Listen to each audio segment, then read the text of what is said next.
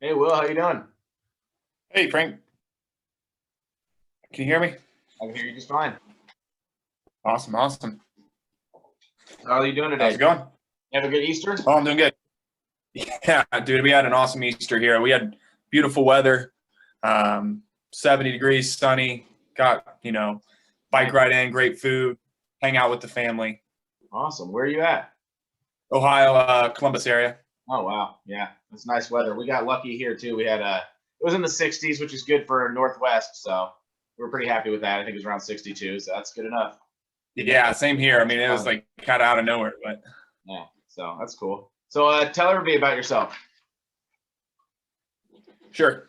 Um, like I mentioned to you, I'm a lifelong martial artist. Kind of a weird path there where I started really young in some martial arts, and then kind of took a break around high school area where I got more involved in the football, mostly football, weightlifting a little bit to get better for football and track, and then went to college, the Ohio State University, and pretty much same thing, just weightlifting, some basketball. Um, not too much. I went to school for physical education, so I'm a physical education major. So I got a lot of experience doing that, a lot of different ball sports, Yeah, racket it's a great sports, school. target games, stuff like that. But it wasn't until I suffered a pretty bad herniated disc injury that through my rehab and getting back into physical activity, I actually found martial arts again, first with boxing and Jiu Jitsu. And then I've been all full steam ahead with martial arts pretty much since then. Yeah, absolutely. It makes a huge difference when you injure yourself to get back into something like that. I know that we see a ton of people come in all kinds of injuries to get into a Tai Chi program, and 8 to 10 weeks they're feeling a lot better. It's makes a huge difference on your body, that's for sure. One of Yeah, the it was one of those few things I could do without overloading the spine. Squatting was out of the picture. In early stages, deadlifting was out of the picture, and it was like, what do I do? I'm a college kid. I do squat, deadlift, curls, and bench press. So I had to kind of figure it out. And one of the first things I could do was hit a heavy bag. So that's really what started it all off, was just being able to move around, get a sweat, hit the heavy bag, and then from there looking into self-defense, finding jiu-jitsu, and off to the races. right on, that's awesome. Yeah, jujitsu, man, that's a pretty tough one, and that's awesome you're able to do that with the back issues because that's a lot of moving around, a lot of back pressure and grappling. Yeah, You're twisting yourself up pretty good. exactly. Usually people go the other way. They go jiu-jitsu, then back injury. Yeah, exactly. And I was just this weird one. One of the ways I found jujitsu was I was looking up exercises for your back, low back online, and came across one of the Gracie videos where they were rehabbing their back. And he's like, here, I do this for my low back.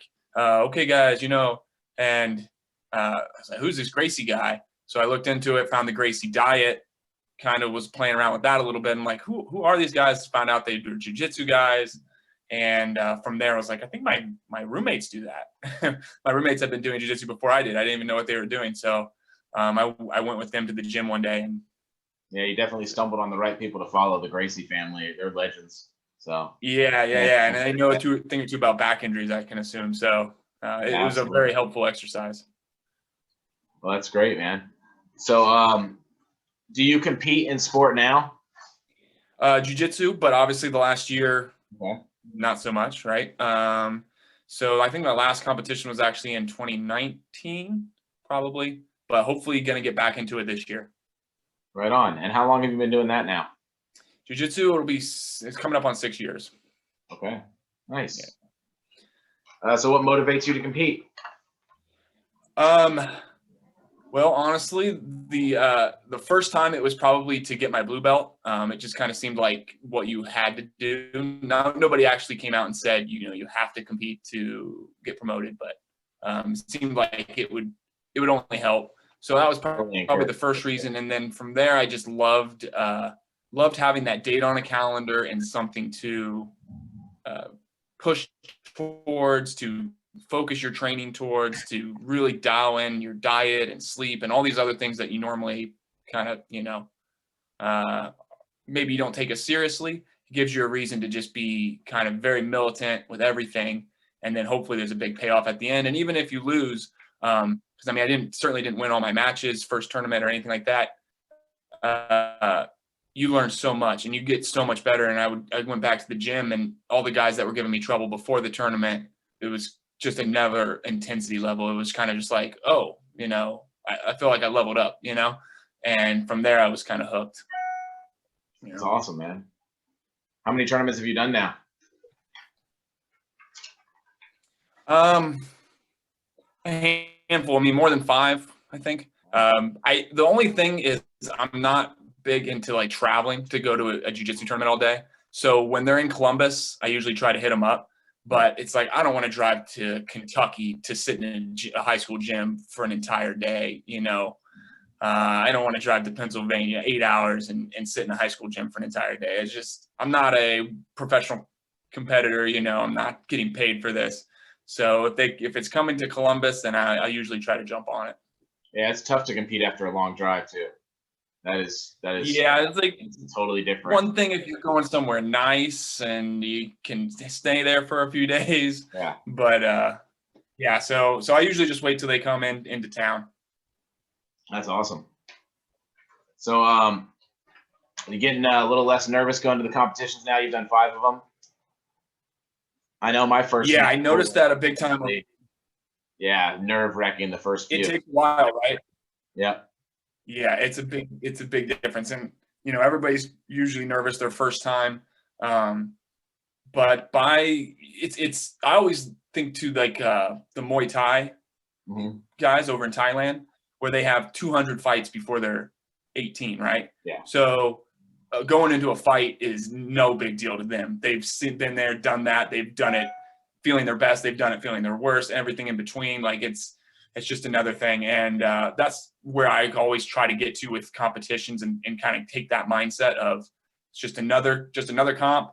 You either win, you lose. Either way, you get better. You learn something, and you're there to have fun, enjoy it. So enjoying the process, but definitely by the last tournament, kind of felt like, okay, I might not be more freaked out than my opponent. You know, it's like nice. I might be a little more calm than the other guy, and that was definitely a good feeling. Absolutely. Yeah, that's a good point to get to for sure. When you're walking around feeling like the comfortable one in the room, that's huge. Yeah, absolutely. I think it took, I don't know, years for me to get to that point. Yeah, for sure. Yeah, and it's just putting yourself in it, right? Like you putting yourself in uncomfortable positions, uncomfortable situations, and your body and mind and everything adapts to it. Each time it gets easier, and then you know, one day you're, like I said, you're Sanchai or something, and you're going out there and just no problem performing for tons of people. Absolutely. So what do you consider your best athletic achievement so far? I've never been super athletic compared to like a lot of my friends and things like that. So I don't know if I have anything. The biggest thing I would say would be honestly rehabbing from my back injury. It was a pretty serious herniated disc. Surgery was advised. And I've seen how that can go wrong firsthand with family members and things like that. So I wanted to do anything I could possibly do to avoid going under the knife, last case scenario. And I was actually able to rehab myself, like I said, I mean, to the point where, you know, I'm deadlifting, lifting stones, martial arts, you know, you got to stay on top of it.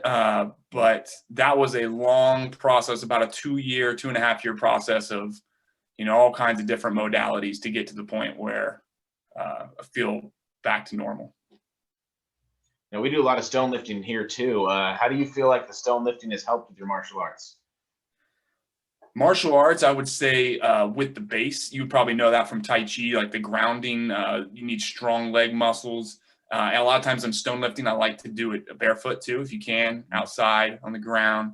And I feel like it builds just a very strong base, more so for wrestling than jiu-jitsu, or maybe judo, if you're a judo guy, something where you're on your feet. It's just really good for that sort of stand-up strength and the low back strength, the core strength and the grip strength. All those things are necessary for any martial arts you're doing. They're going to make you better. Yeah, I'm a big fan of rocks being so off balance. I feel like that helps a great deal with grappling because you're never on balance when you're dealing with someone, you know? Yeah, it's very similar to lifting a person in that way, where each rock is different and each rock has different handholds, and it's slippery. It's a fight to get it up, right? Yeah, for sure. Sometimes the rock kicks your butt. Yeah, buddy. Yep. Definitely. So on the opposite end, you talked about your back injury, but what's your greatest blunder or injury? So jiu-jitsu guy, gonna have lots of those. This was probably my third, fourth tournament, something like that. But this is where getting too comfortable or getting cocky could go wrong. It was the first tournament I did with my girlfriend, now wife, and maybe my training leading up to that wasn't as militant as in the past, right? Yeah, because now you've got a girlfriend. Maybe you want to go out and have some ice cream one night, or you're not running that extra lap after practice. You're trying to get home.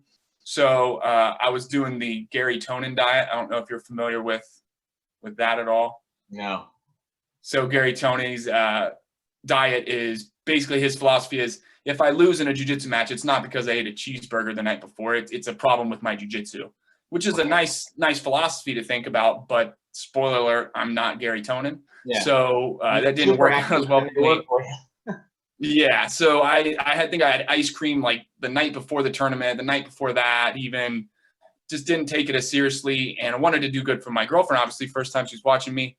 First match, and I just got humiliated by a wrestler. I lost on points, just not very good at all. Second match, the guy dropped guard right away when attacking the legs, got me in this kind of funky position you get in a lot in the gym, but a lot of times your training partners aren't going to sort of do this. He sort of did a move. It's not a real move. It is a move. It works, but it doesn't really have a name. It's just kind of a leg, grab it and yank, and heard my knee just rip right there. Tried to gut it out, cross face a little bit. He yanked on it again, and I had to tap. And that was pretty humiliating. One, having all your friends and family there watching your leg just get destroyed. So that was probably that was another big injury, a big blunder, a big lesson to learn that, yes, it's jiu-jitsu, but it's a fight. When you're competing, those guys, they're not going out there to go easy on you. They're going out there to win, and they're going to hurt you if they have to. So you got to be serious about competing in jiu-jitsu or any martial arts, because it just takes a second. And I was out of jiu-jitsu for months because I had to wear a brace and all kinds of stuff. Absolutely. Yeah. They don't go easy in jiu-jitsu. That's a tough one. Yeah. Rolling in the gym's one thing with your buddies, but when it's competition time, there's people where it's very serious for them. Maybe they want to make a career out of it, and you have to protect yourself at all times. So fair play to that guy. It was a great move, and I'm aware of it now, and definitely taught me a big lesson about competition mindset. That's awesome, man. Yeah, that's a good learning experience right there. How'd your knee heal up from that? So like I said, brace for a couple days, rice, that kind of stuff. I took it. I couldn't do any jiu-jitsu just because you're always getting your legs kind of mangled in jiu-jitsu. So I really focused on boxing during that time. I didn't, I could go a little slower in boxing, a little more plotting, inside fighting, clinching, that kind of stuff. So I was able to just focus on boxing and the other stuff that I could do. At this point, having as many injuries as I've had, you learn how to work with them and do what you can, and work with them. So time goes by, and you just get back on the mat and you go for it, and you tap early, tap sooner. Yeah. So on the topic of boxing a little bit, I'm more of a stand-up fighter than anything. I've definitely done my fair share of grappling and jiu-jitsu and wrestling. My nephew's a collegiate wrestler. He's awesome. Or high school varsity now, actually, but he's going that way. So I've definitely trained with a lot of that. But in the stand-up fighting, have you seen the bare knuckle fighting, and have you followed that at all? Yeah, they do that out of Wyoming, I think. Yeah, have you been following those championships? They're pretty wild, man. They are a little brutal, right? Well, I mean, I don't know if I would. If as a fighter, you probably know that it's less dangerous than boxing, because a superficial cut or a big laceration, they're going to stop it. And you don't have, you know, this wrapped up club that you can pound somebody for 12 rounds. It's 5 quick 2-minute rounds. Most of the fights end before that. Big knockouts with huge hits I mean, they happen, but it's tough to make happen. As you know, your hand bones are a lot smaller than a head bone. So in a way, it's kind of safe, but it's also very bloody and very exciting and entertaining. So what's your opinion on that sport? And right. No, I agree with that. I agree with you on that. Like I don't like to wear headgear when I spar for that reason, because I think it allows you to take just more of those concussive hits. You're not seeing things as clearly. Your head's a bigger target for one. So I just meant with like the cuts, you're going to get cut up a lot more, bare knuckle, obviously. And so it has sort of a brutal image when you show it to people who aren't martial artists. They just see all the cuts and the blood, and you're just like, oh my God, these guys look like gladiators in there. So, and sometimes they still wrap their hands. They just don't use gloves. So they're still wrapping their wrists and their knuckles. And it's like, but they go, if you're going to do bare knuckle, let's do full bare knuckle. Here, about like they say it's 1 inch below the knuckle, but it's more like about a 1/2 inch below the knuckle from what I've seen from all the videos. But they go up to here, so they do hit bare knuckle. Okay. But they'll wrap all of them. Some of the guys will only wrap their wrists, and some of the guys will wrap all the way up to here. I know I hit on the bag, and I don't advise anybody to do this, but I hit on the bag barehanded without wrist wraps all the time on a round bag, which is a crazy thing to do. Don't ever do it unless you really know what you're doing. But, you know, in a real confrontation, you're not going to have time to wrap up your wrists, you know, and you're not going to have time to you're going to have to make sure you throw these precise blows, you know, that are very targeted. And I've noticed that as bare knuckle has started to evolve, we're starting to see a lot more people focusing on liver shots, kidney shots, palms to the head, and these like really, you know, short knuckle shots right to the temple or right to just a dangerous spot on the head. And I think that the precision of the sport is really interesting. No, I'm a huge fan, and I'm curious to get your opinion, because I do the same thing where it's martial arts conditioning, right? You want to condition your hands to, you can hit, you know, something without gloves. You don't have to worry about, like you said, wrapping your hands. You want to feel confident. And I use a lot more when I'm going bare knuckle, vertical punching, more of like the traditional style punching. And like you said, for the hooks, I'll go a lot more palm down as opposed to palm in. And I feel that protects my hand a little bit better. Do you find the same thing? 100%. I'll punch like this on a bag, or either vertical or slightly twisted, aiming with mainly the middle 2 knuckles when I do a vertical punch.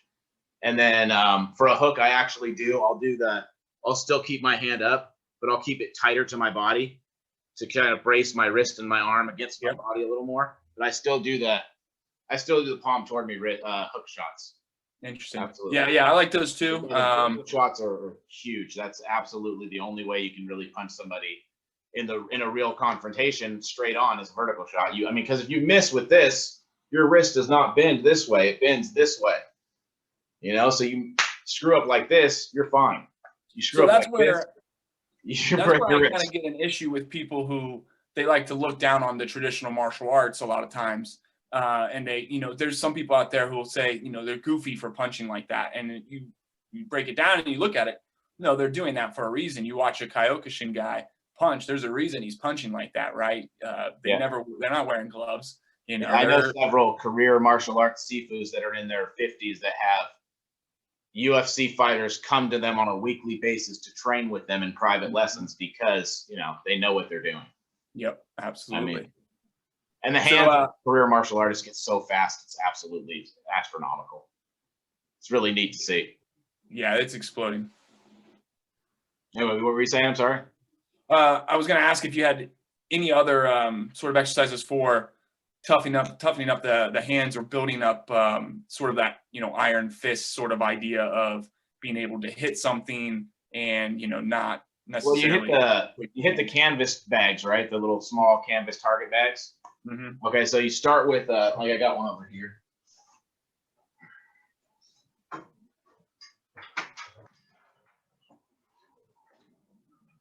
These guys here, obviously. Yeah. Put those on the ground. You hit the heck out of those.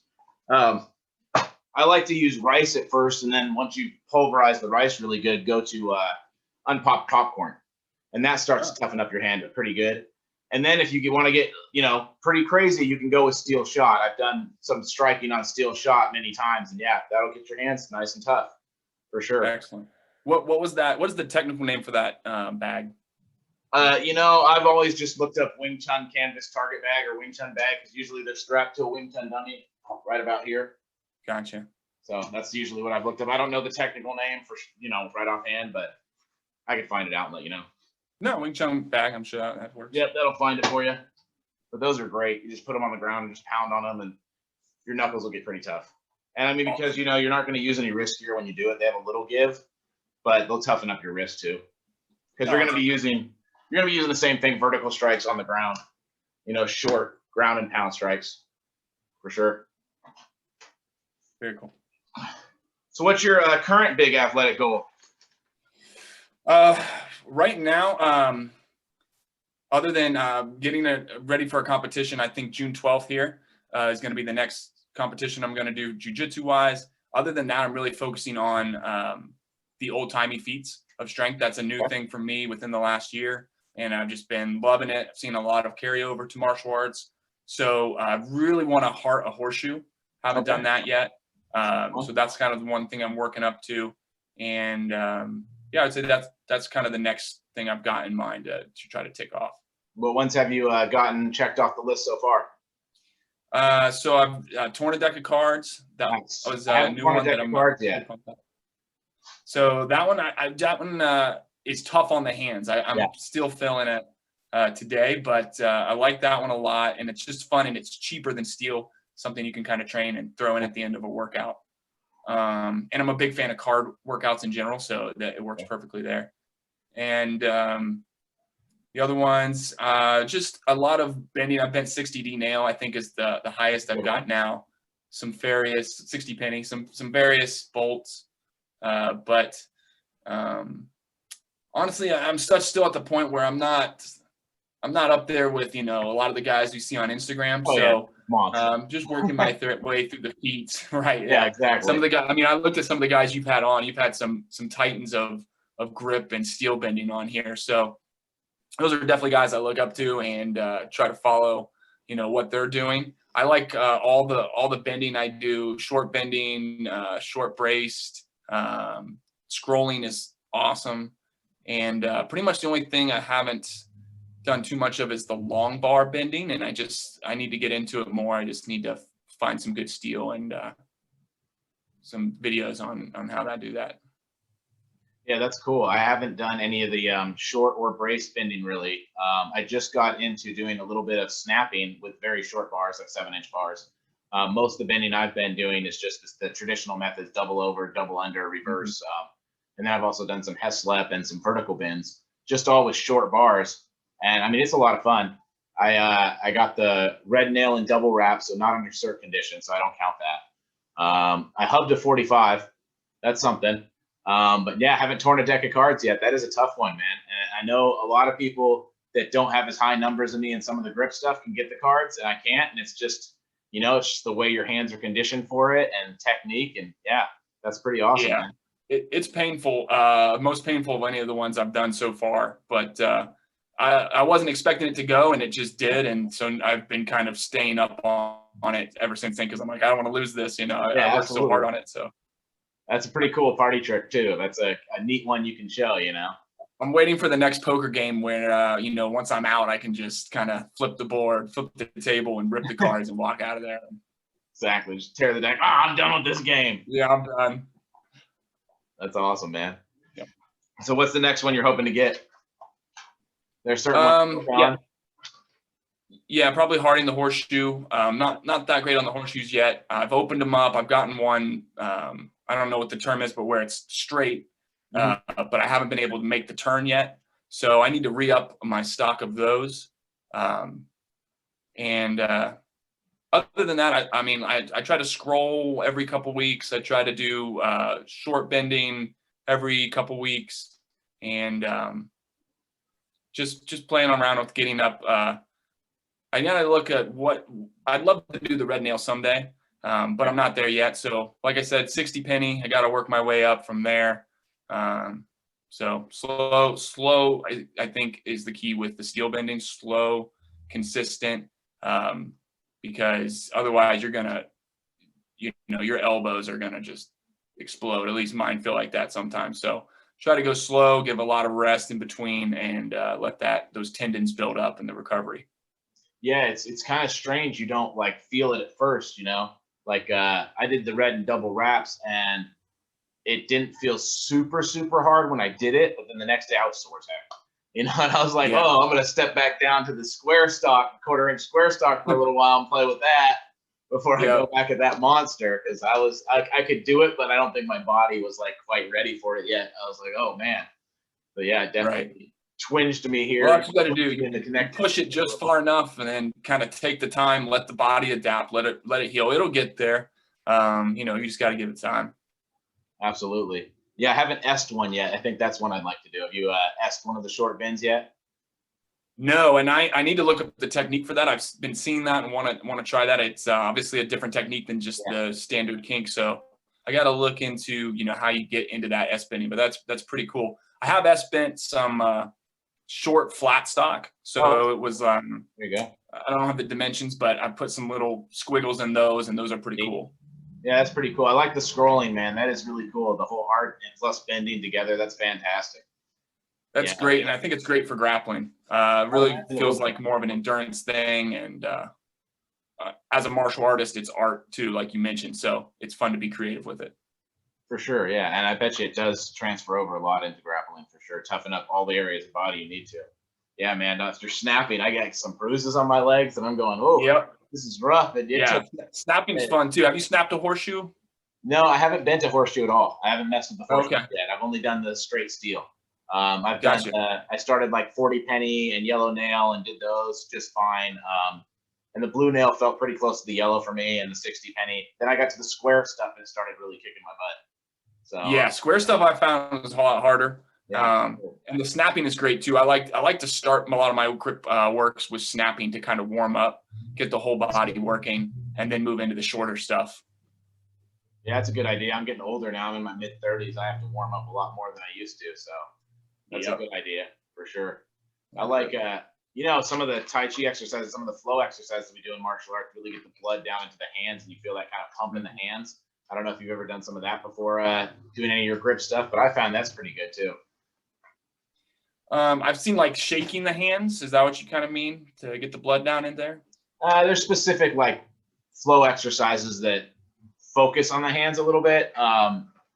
And yeah, I'll shoot some over to you Some forms. on that. Yeah, those are pretty cool. Let's see. So what are some lifestyle habits that you subscribe to that benefit the average person trying to get fit? So I would say that the biggest thing is consistency. It doesn't matter what you do, each day do something, even if it's just going for a walk. It's building that. It's creating that lifestyle that says I am a healthy person. What would a healthy person do? If you were a healthy person, what would you do? Well, a healthy person would probably work out every day. Okay, great. Realistically, you're not going to be able to go hard every day. So what do? You're going to either go for a walk, maybe you go hard one day, the next day you go a little easier. And it's about learning to your body, but being consistent with it and building that mindset that this is what I do. I move every day, move my body minimum, 5 minutes every day. That's going to be huge, because a lot of us, I think, are, I personal train a lot of people, and they come in and they want to get in shape, or I want to be healthy. And it's like, the only thing that's holding you back right now is you. Like you're not as far off as you might think you are. It's a lot of times you challenge people and they'll step up and they're amazed that they could do something. And you're like, yeah, of course you can. Like, you can push yourself to do these things. But half the time you come into the gym already half defeated, because you're having these negative thoughts of, I'm not healthy enough, or, I need to get in shape before I can do X, Y, or Z. And it's like, no, just go do the thing, do it as best as you can. And we all suck when we start, and you just pick it up and you do it again the next day. So having that beginner mindset of just keep going forward. Like in martial arts, whenever you start, you're getting beaten up, or you're getting, the coach is critiquing everything, but over time you improve, and before you know it, you're doing things you never thought you could do. I 100% agree. Yeah.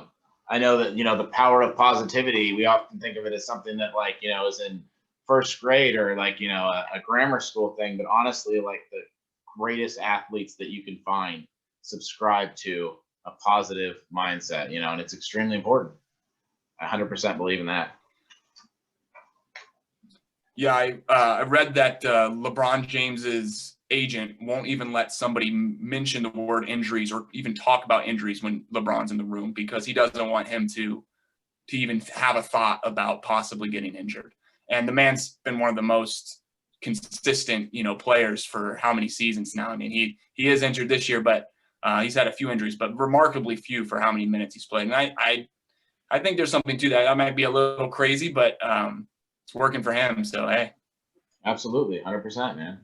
Yeah, absolutely. I don't know if you follow Julius Maddox, the bench presser that's trying to go for 800. After they Yes. misloaded his bar, he got a new team that's just got his mind like locked in on what he's doing, and they don't even mention what weight he's going to bench when he goes for the 800. It's going to be over 800, but they don't even want him thinking about that. They just want to focus like entirely on what his job is, and it's just nothing but motivation. And you're going to smash this thing, man. We got our job. We're going to get you there, and you're going to do it, and that's cool. I like to see that kind of training. I like that. And I bet, and I'm curious, but I bet you noticed that too with the steel bending. I think it's huge. Is some days I can just tell going down there, man, I don't have it today. And that thought alone, it's like that bar's not bending. You got to kind of go into it with the mindset of, all right, my will versus this bar, you're going down and then hit it. Yeah, it's already bent in your head 15, 20 times. You've already told yourself and made sure that this bar is done. It's no match for you when you step up to it. Yeah, absolutely. Confidence is like 1,000%. I agree. That is, yeah, it's huge. Yeah, and bending especially. So, what training methods or techniques have you stumbled upon that have significantly increased your performance compared to conventional techniques? So, what awkward training or odd training do you do that really helps you out? We mentioned the stones.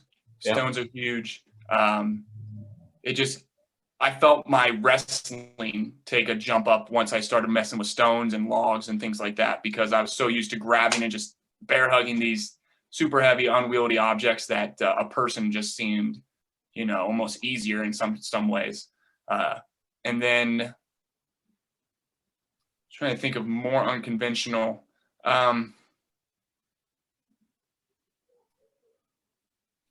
I do so much stuff that trying to think of, probably the only other thing, and I've put some of this on my Instagram, but I think Kundalini yoga has a huge benefit for martial artists and honestly anybody with back pain, things like that. That's unconventional because when you think of yoga, it's not what people think of when you hear yoga. It's a lot more of sort of breath work, mantras, postures. You're just holding static postures, things like that. But for the mental aspect, and then for just all the it's a lot harder than people think it is. Oh my gosh, more intense. Same thing with Tai Chi. There's terms in Tai Chi that mean work, and there's terms very in yoga that mean hard work. And yeah, it's not a cakewalk. It's not simple stretching like you see on TV all the time. No, and it's probably similar to Tai Chi where, I do some of these Kundalini yogas and it's, some 40-year-old lady who's running the class, and this woman is a tank. I mean, she's doing postures for, I'm dropping my arms, I'm stopping, taking breaks, and she's just barreling through. Similar to like, Tai Chi, there's usually some older. Yeah, some 80-year-old guy that can get lower than you can. Yeah. Just hold it there and you're okay. All right. Yeah. Yeah. How can you do this? So.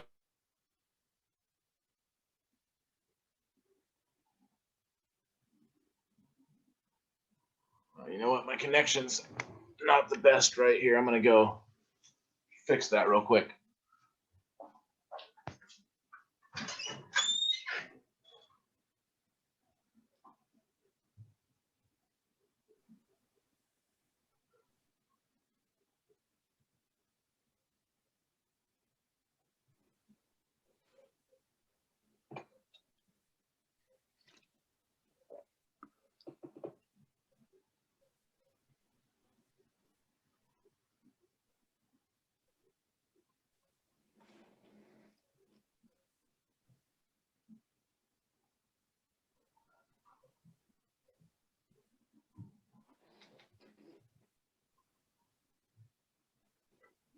Okay, that might have helped.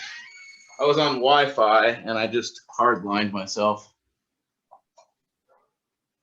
Can you hear me? Yeah. All Okay, right. that's better. I'm hardlined now. Okay, so where were we at? Unconventional. Yes, unconventional methods. We were talking about stones. Have you messed around with sandbags at all? I have. Early in the lockdown, I made my own sandbag. Nice. Another one of those DIY cheap ways to stay in shape. And yeah, sandbags are awesome. Love them. What weight did you make that at? I want to say it was like 50 pounds, something like that. And it was an old duffel bag with the handle. So it was almost more like the Bulgarian bags, if you've seen those, exactly. more of that style. But Yeah, I've seen the large round ones too that are awesome. Yeah, that's what I'm thinking about playing with eventually too. During this whole lockdown, we can't really roll with anybody. It's ridiculous, or if you can, it's going to be the same 3 people, and that's not. I mean, it's great training and all, but I mean, you don't really learn anything new. Not the same. Yeah, we did that. We did that for a while with small groups, and then luckily they've reopened enough that the gyms are back open here. But nice. We're still locked down over here. Yeah, my wife's got family in Oregon and Washington, so it's been interesting to see the differences in how the states have approached things. But hopefully, you guys are back to training soon. Yeah, we will. We're supposed to be back to training. We're hoping in May, so that's next month. That's pretty fantastic. Yeah, just depends on what the governor says. But yeah, I mean, we have the protests here in Portland, and I'm only a few miles north of Portland, and that really kind of kept the numbers pretty high. So yep. What are you gonna do?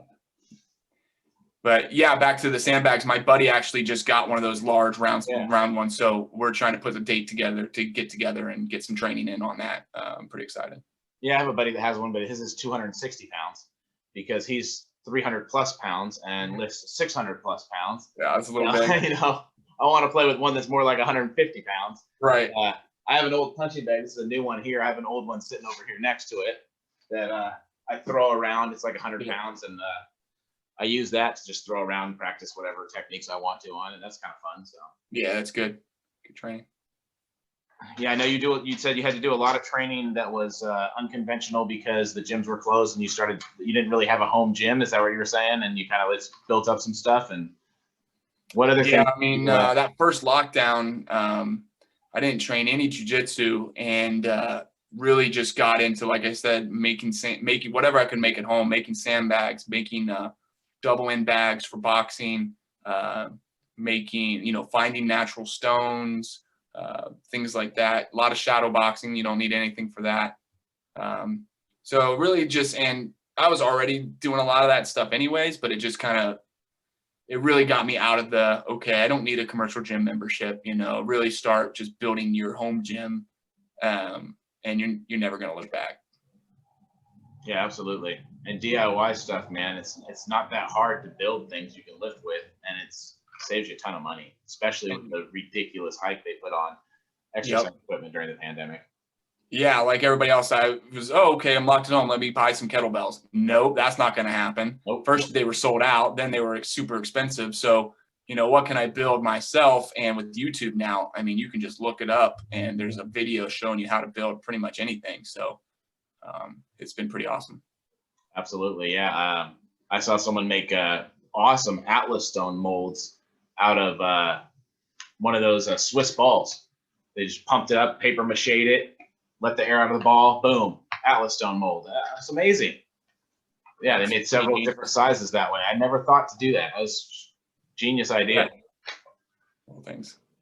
So if you could start your training over now with what you know, what would you do different? Why? I would focus way more on the lower back and glutes and hips and that type of thing, because obviously that's what got me in trouble originally, was being a typical college bro, curls, bench, and never really doing anything with the glutes or the low back. So I would really focus on that in the beginning, and I would get into martial arts earlier. I wouldn't have taken so long of a break to football is great, but it doesn't have the carryover to everyday life like training any martial art does. Yeah, I want to second that on the core, man. We work we already work our arms and legs and chest just by being humans, walking around, lifting and moving things, you know? Yep. It's so funny that we think instantly as pros, we're like, oh, I'm going to make the things that are already strong stronger. Yeah, as a guy, especially, you don't need any help with that, right? You're gonna have enough body strength. It's just ridiculous. So yeah, the core, the neck, the feet, you know, those things that you don't work regularly, those are huge. Keep those healthy. You know, your mouth, your mind, those kind of things are huge. Your hands, yeah, absolutely. Those things, those fine things that we don't work all the time are way bigger deals than working your legs or your arms. If you're not going to be competing in competitions or bodybuilding or anything, those will probably take care of themselves if you're an active person. Yeah. So it's funny, pretty much since I hurt my back, I didn't do a curl or a single curl or bench press for years. Just all posterior chain stuff every single time, calves, glutes, hips, neck, all that stuff. Until I started steel bending, where I'm finding, okay, maybe my upper body strength isn't quite where it needs to be for some of these tougher bolts and things. And just strength in general got me back into, okay, let's do some curls, let's do some push-ups, some things like that. It's just interesting how I've turned around and recently in the last year to doing some of those more bro exercises again, because I hadn't done them for years. So now that you're doing more of those lifts, do you find that the posterior chain exercises and that time you spent away from them actually built you up to give you a good foundation for it, or did it help at all, or no, or how do you feel about that? I mean, when your posterior chain's strong, you're strong, period. You're going to be able to do anything in life that you need to do. When you have a strong posterior chain, there's just nothing like it. But that being said, it doesn't really transfer that much to curls specifically. Not that I found. Like chest press, bench press, overhead pressing, it does help with that, absolutely. But the curls it's kind of just you either do curls or not as many of those ways to target the biceps. Yeah, absolutely. It's curls or pull-ups, right? Yep. So what's the most important piece you do have in your home gym? What do I get the most out of? Probably my stones. Okay. I mean, you can carry them, you can lift them, you can shoulder them, you can press them if they're small enough. I use those things. That's a full body workout in and of itself. And then punching bag. Once I got my punching bag up, that changed a lot for quarantine. That, okay, now I feel like I feel much better about, what I'm working on and things like that. I could get a great workout with just a heavy bag. So. Absolutely. Yeah. I needed to get a new heavy bag as soon as the quarantine happened because mine had gotten really hard at the bottom. And I mean, it was old. It was 30 years old or something. It was just done. So yeah, that made a huge difference for me. I think a padded floor was my biggest thing. Ooh, yeah. I don't know. Do you have a padded floor at your place? Not yet. Looking into, again, it was one of those things where, okay, quarantine, I need to get a wrestling mat. And they were all sold out and then they're expensive. And then by the time they kind of got back in stock, at least in Ohio, the gyms were back open. So I was back to rolling in the gym, but that's definitely, it's like the second we go into another lockdown, I'm buying a wrestling mat. Sure. I actually just went to Harbor Freight and bought 3 packs of their anti-fatigue mat and put them together and duct tape the bottom so that they won't come apart. And it's enough padding for me. I mean, it's not as good as a gym floor, but not like rolling on concrete. It's a lot better than that. So absolutely. Yeah, I looked at like the puzzle mats and things and tried to find some cheap ones of those, and you could layer those up. But I'll have to look into those mats.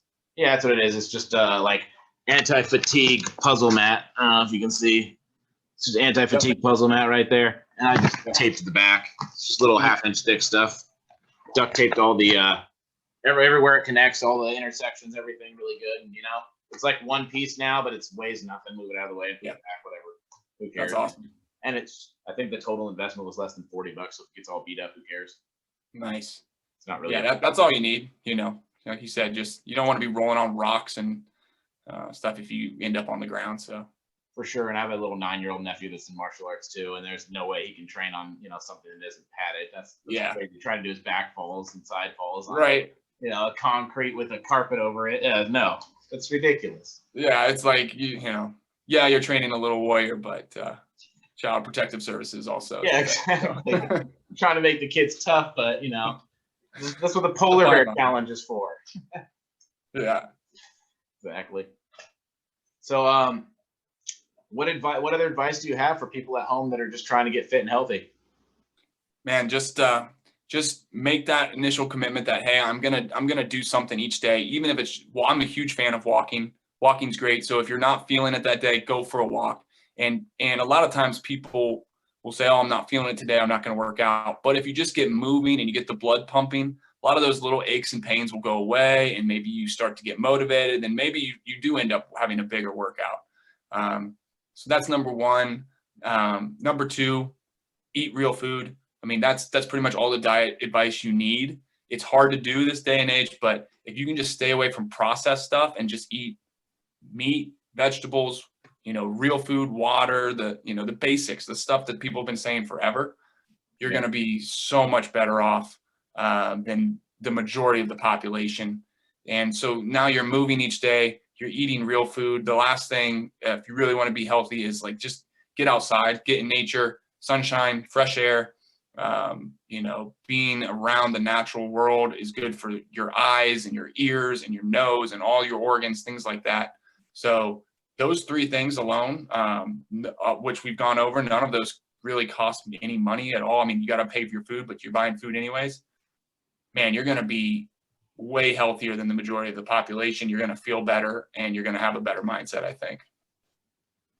Yeah, I agree 100%. And it's not that expensive to eat real food. A lot of people, they believe, oh, I have to eat all natural. I have to eat, all farm grown, this or that or whatever. You don't. Just eat the real food.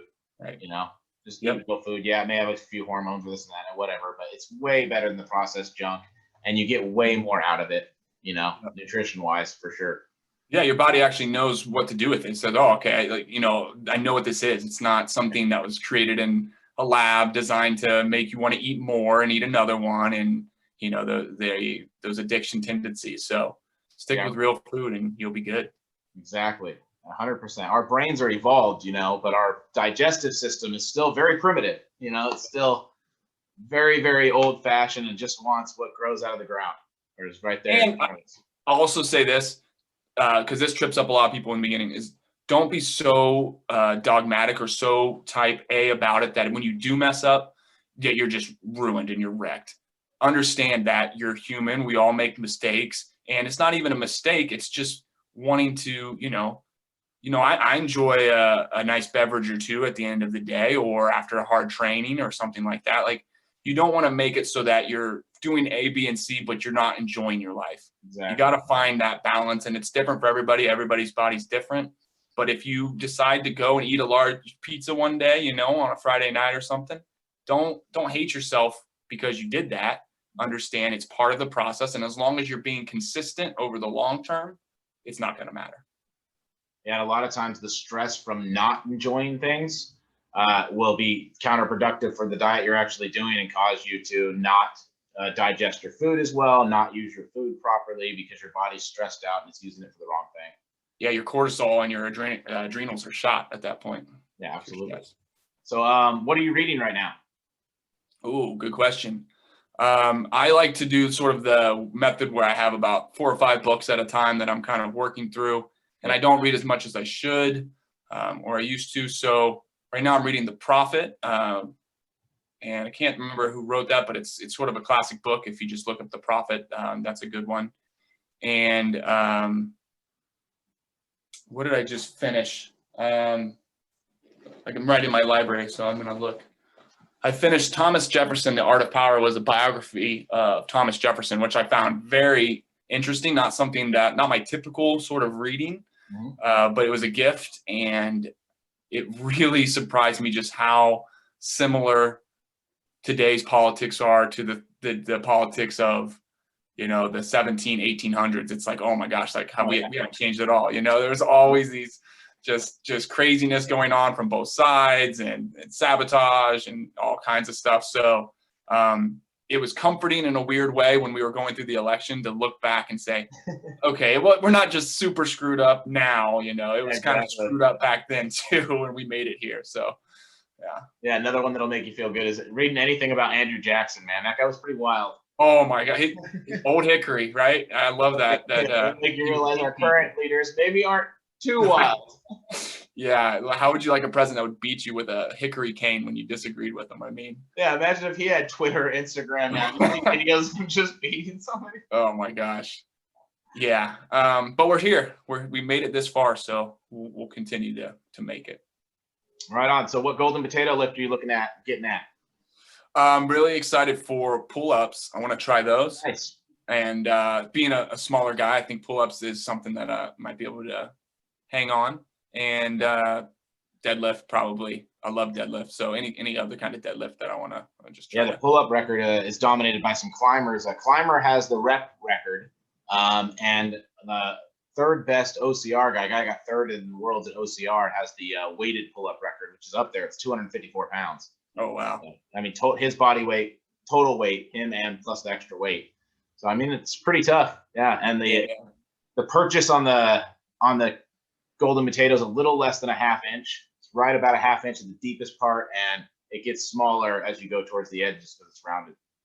Cool. So, yeah, I'll have to play around with it and just try to figure out what feels best and go from there. I know you guys got a bunch of different lifts on the website, so I'm sure I'll find one or two.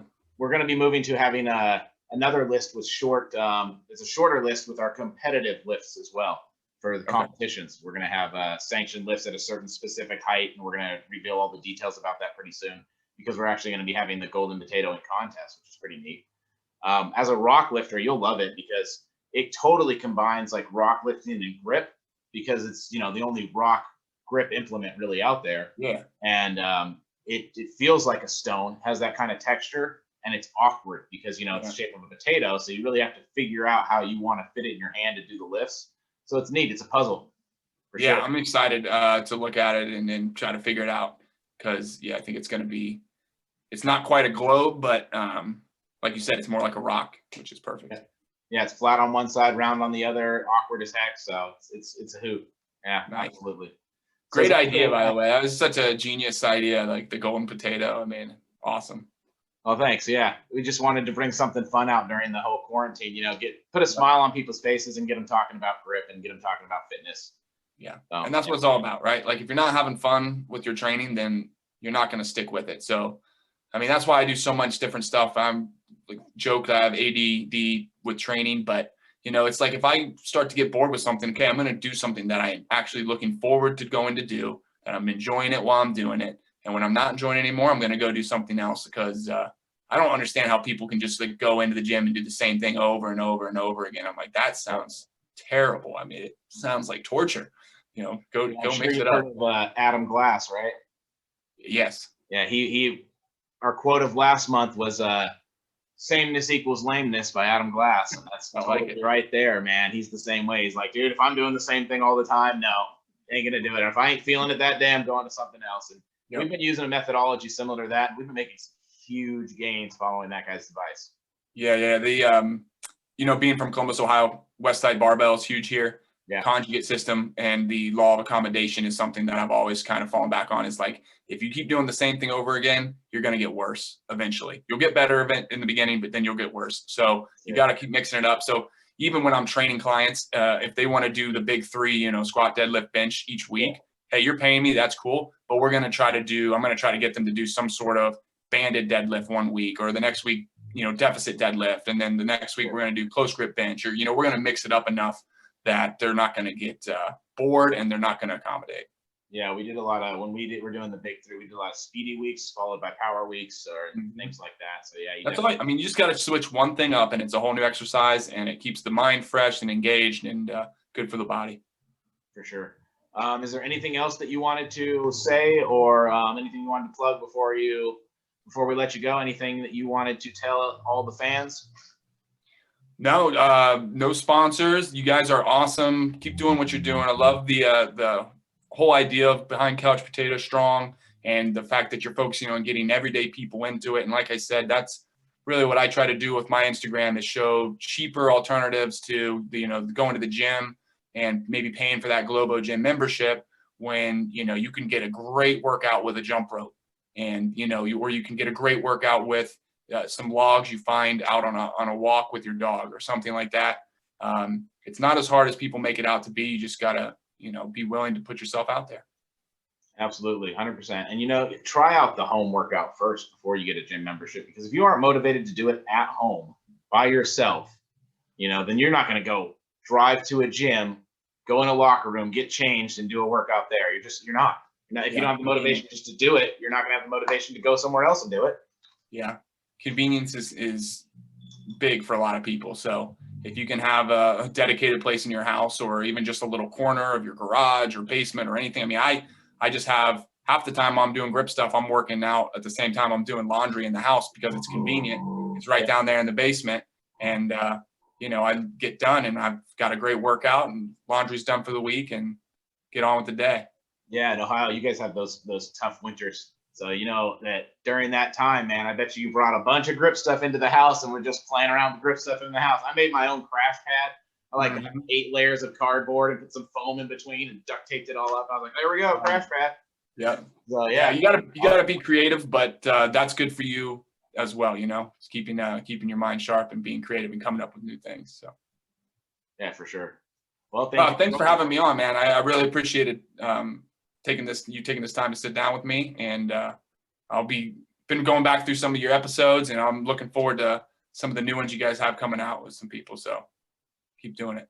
Yeah, it was great talking to you, man. Keep up with what you're doing. Keep helping people out with, martial arts. It's a lifelong thing. It's one of the very few things that you can see people. I mean, that's kind of why I love grip. But one of the very few things other than grip, you see people 70, 80 years old doing it. We got like Odd Haugen doing grip at 75. Yes. And we have martial artists that are in their 80s and 90s that are just fantastic, gliding across the ground. Like their quality of life is perfect. It's awesome. Nothing phases them. And it's important. It's what you got to aspire to. And, they stayed consistent with it. And, man, that's the dream. For sure. All right. Thank you for joining us. And you have a wonderful day. All right, Frank. You as well. All right. Take care, Will. See ya.